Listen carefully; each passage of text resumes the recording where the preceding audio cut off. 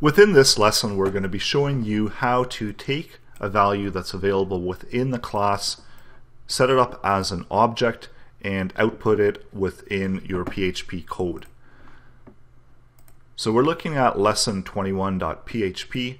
We've got our class that we had set up in the previous lesson, and we've done a few changes here where we've set a variable and we've given this variable a value, a string value of I'm a class property, which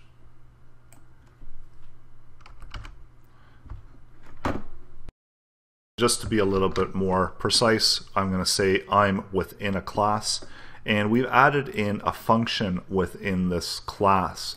And what this function is going to do is when it gets called, it's going to just return this class variable as a value to, it's going to return that to the object that's calling in that function. So this is a class, we've created that, and this can also be separated out into a separate file. So we're just trying to keep the logic separate outside of the actual coding that we're doing.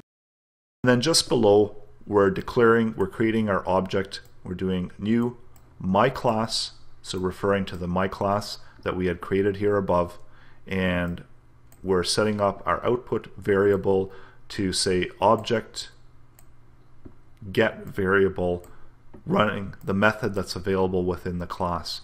So once we've declared it and set that up within the class, then we're able to use all of this information that's available within the class, using it within the object and accessing that information. So we're doing get variable, and it's running this function, and this statement here is understood that this refers to the object. So if we've got a variable that's assigned within this object, we'll get access to it within this format. So the syntax has to be this, and then we do the minus sign, the greater than sign, and class variable. And that works without the dollar sign. So to kind of think of it that you're adding in this part as you normally wouldn't do within PHP.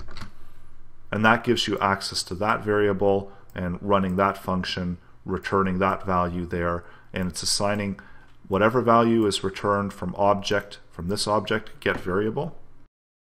It's assigning it to the variable output, and here we've just got some standard procedural PHP code where we're doing output. So if output is set, if it has a value, we're going to run this set of code here.